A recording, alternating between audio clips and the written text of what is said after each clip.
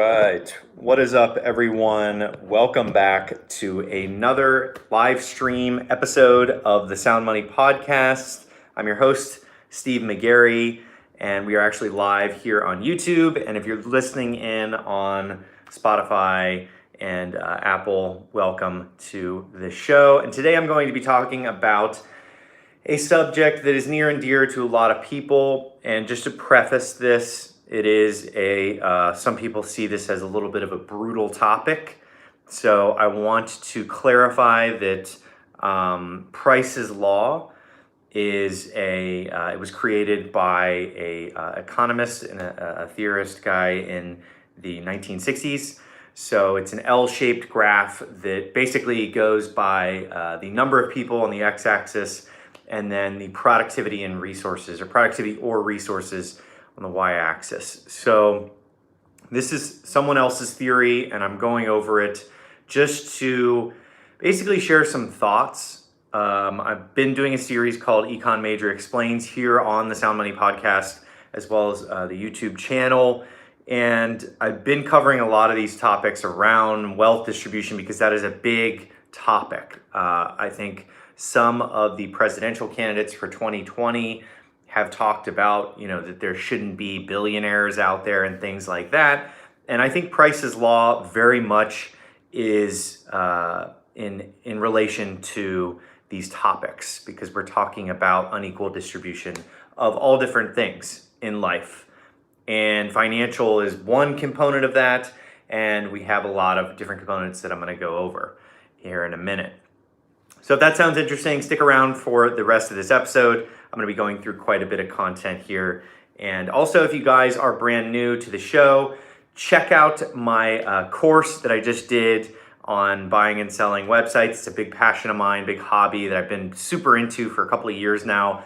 Boiled it down into a quick course. So the link to that, if you're watching on YouTube, will be in the description below. And if you're listening in on Spotify and iTunes, definitely check out the Twitter page and the YouTube channel to learn more about that. So after that little shameless plug there for my new course that I'm super stoked about, let's go through some of the aspects of Price's Law and this concept of unequal distribution, or the principle of unequal distribution, and how that is related to financial realms. So first of all, a handful of authors sell all the books. So in the US, about 1.5 million books are sold every year, roughly, and about 500,000 of those only sell about 1,000 copies. So that distribution is completely out of whack there. That means that you have a vast majority of the sale of books going to a subset of authors, a very small population of authors out there. So over 1 million books, being a few select people that are creative, they're great authors. They deserve the amount of sales that their books are getting because they're providing value to the marketplace, and people are enjoying their content, and they're creating these valuable pieces of literature for people to consume. So that's the first one that a lot of people would agree with. When you have your Gladwell, your Malcolm Gladwells, and you have all of these amazing authors out there, your Tim Ferrisses and things like that are selling hundreds of thousands, if not millions of copies of their books. You are getting value from that, but it is throwing the distribution of authors that are selling books into this unique price model, Price's Law's curve, like where it's completely distributed to the top % of authors that we as consumers have driven. Next one is classical composers. When you have your Beethoven, your Bach, those types of composers, have produced all of the content, for the most part, that all modern orchestras play. So 4 composers. Now, these are incredible composers of music. I grew up listening to Beethoven and, Mozart being one of the 4. Fantastic music, and it will be around forever. It's going to live on forever.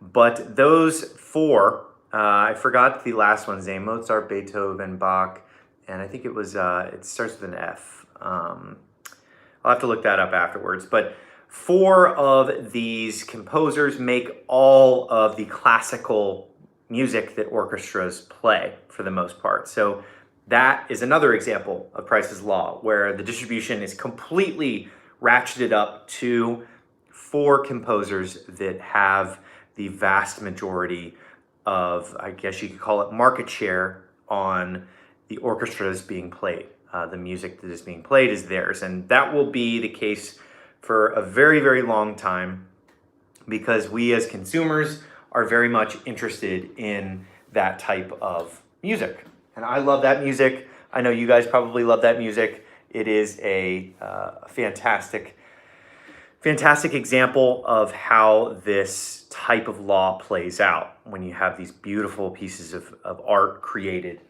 by these musicians. Trying to get the lighting right here. You guys are watching on YouTube, me struggling around trying to get the lighting right. Next up, communication. So in language, 90%, even in this video, the amount of words that I'm using in this video may be a little long just because I'm maybe using too many words, but the amount of language that's spoken on average, 90% of communication, if you're speaking to someone in your household, your family, your friends, 90% of that communication is going to be using 500 words. Now, there are thousands, if not millions, of words out there. So if only 500 words are used for communication, this is a prime example, once again, of Price's Law, where you have the distribution only going to 500 words out of potentially, millions of words. I should probably know how many words are out there, but I feel like people are just creating words every day. There's a lot of words out there. So it says something that the distribution goes to 90% of communication only to 500 words. Now, the next one is probably my favorite example of this, and this one is going to definitely ring true for a lot of you out there watching and listening, is a very, very small amount of cities have all of the people. A very, very small amount of cities. You have your New York, your Chicago, your Boston, your San Francisco. You have all of these metropolitan cities that have the entire, these huge populations. So this is my favorite example because it's so easy to think about it. It's so easy to say, like, wow, actually, your Hong Kong and your Tokyo and your London, they do have all these people. They have all the population, or the majority of population, we could say. They're all moving into these metropolitan cities. Now, that one I definitely feel like is the one that resonates with most people, because having a small number of cities, having all their population, whether you're in a big city or you're not in a big city, you can very much relate to that because you've either been to one or know about them. And you know that most people are living there. That's just how this works. There's a lot of opportunity there. There's a lot of creativity there. And it just is orbiting and there's a gravitational pull pulling people into these large cities. Now, the last one is that the majority of scientific papers and scientific research is published by a small group of scientists. Now, this one may not seem like that big of a deal to many people listening in, but when you are a society that is depending on innovation, you're depending on research, and you're depending on things that are helping us learn more about the future, ourselves, and the environment that we're in, science is pretty fundamentally key. And when you have a small group of people that are publishing all of that research, which is very much determined by the value that research is providing to us as a society, that is another example, and the final example that I'm going to give of this Price's Law distribution of value and resources. So those are the examples. So we had the scientific papers where it's only being published. The vast majority of them are being published by just a small little group of scientists. We have cities. A very small amount of cities around the world have all of the people. And then we have the communication. We have 90% of communication only using 500 words. And then we have music. We have 4 composers like Bach, Beethoven, Mozart, and the one guy that I forgot, unfortunately. It was like Fitzinski, something like that. They have made up of all of the classical music that orchestras play to date. So they have written and still have the performing of their music today. They have all of the orchestras playing their music. And then finally, we have authors. We have over 1.5 million books being sold every year, and the vast majority of those books being sold are a very small group of authors. Now, once again, this is something that is a brutal theory in economics that was created by a guy whose last name was Price in the 1960s. And he created an L-shaped curve that was people on the x-axis and productivity and resources on the y-axis. And that can give you a sense for how this is actually drawn out. And the summary of this, the overall reason that I'm talking about this, is anywhere you have creative production, where people are doing things creative, they're producing things that are creative to them, using their creativity to create them, you are going to have unequal distribution. Now, that sounds brutal, that sounds, a little bit aggressive, but the reality of it is that if you are using your own creativity and you're producing that in some way, you're nurturing that, you're putting that out into the marketplace, you're going to get a distribution based on the value that creativity is producing. And it is a fascinating concept. A lot of people very much disagree that finances are, a product of creative production. They don't, that doesn't resonate with them. And I don't necessarily agree entirely with that, because if I were to create something using my creativity, like a podcast like this one, or a YouTube channel like this one, you're going to see an unequal distribution. PewDiePie has 100 million subscribers because of his creative production, and there is a massive imbalance in YouTube channels. For example, you have this huge subscriber count on the top percentage of YouTubers out there that are using creative production, and there is an unequal distribution. There are probably hundreds of thousands, if not millions, of YouTube channels out there with less than 1,000 subscribers, and then you have these mega channels where all of the subscribers and the viewers are going. And this is a little bit of a radical version of it, because YouTube is, a little bit centralized around an algorithm and whatnot, and it's not necessarily a product of the marketplace like what we're talking about, but it is another example of how humans operate based on creative production and how that distribution occurs, and that unequal distribution. So I hope that is not as dense and not as brutal as many people have been asking me about this issue with wealth distribution in the United States specifically, and how you have these billionaires that own way more wealth than the bottom percent of people. I think it's like the top 5 own more than the 90% of the population, just an astronomical amount of wealth. And this is a product of creative production. They've created businesses that have put value into the marketplace, and that value has moved to them in the distribution of finances and money from our economy. So it is kind of a radical version of capitalism, and we don't have pure capitalism. So it's a very different version of that. And the last note that I want to mention here is about Andrew Yang. He's one of the 2020 candidates that I've been watching very closely. He was an econ major, so I'm very interested in some of the stuff that he's proposing. Now, I'm not a politician, and I don't talk about politics often at all, but I do think that some of the things in his policy section on his website are fascinating from an econ perspective.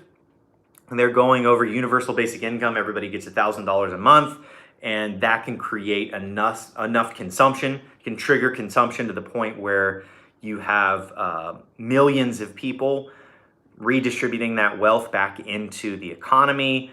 And 70% of our GDP is directly connected to our consumption as consumers. So if you give another $1,000 a month to every single person, that's 70% of our entire GDP that you're boosting, which is nuts. I mean, that's from an econ perspective, it's just mind blowing how big that could be for the economy when people go back into their Amazon cart and purchase more, and people go back to their local business and purchase more. It's just an overwhelming amount of consumption that would take place that already is the lion's share of our GDP. So that's why I wanted to bring all this together, culminate it all into what I believe is a good solution to something like this, where you have creative production creating this unequal outcome or this unequal distribution of whatever it is.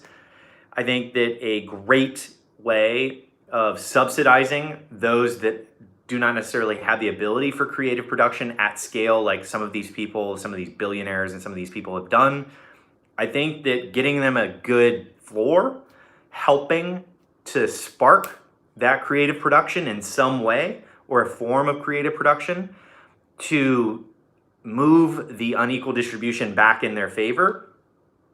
I think that not all this money all at once, of course, but a slow drip of something like $1,000 a month with UBI. A lot of economists would agree with that, and many people proposed it in the past. But I find it utterly fascinating that it's on the table, and it's something that's being talked about. And I love that. I love the ambition behind that Andrew Yang's bringing to the table. And whether or not if he wins, I just think it's incredible that he's brought it to the national stage, even the global stage, where people are all watching this like, whoa, this is actually a concept. And he's talking about empowering women and that are staying home with children, and how that is a part of our GDP that we're not even measuring. It's a lot of really great things. So that's it for this episode. I kind of went on a tyrant there at the end about Yang, and I definitely am excited to follow that whole journey about how UBI could potentially help with creative production, with Price's Law that I talked about, and you have this unequal distribution. UBI could potentially really, really change that. But that's it for this. I don't want to go on too long, and thanks so much for listening in. If you guys are new here, don't forget to subscribe, and I will see you guys on the next episode of the Sound Money Podcast.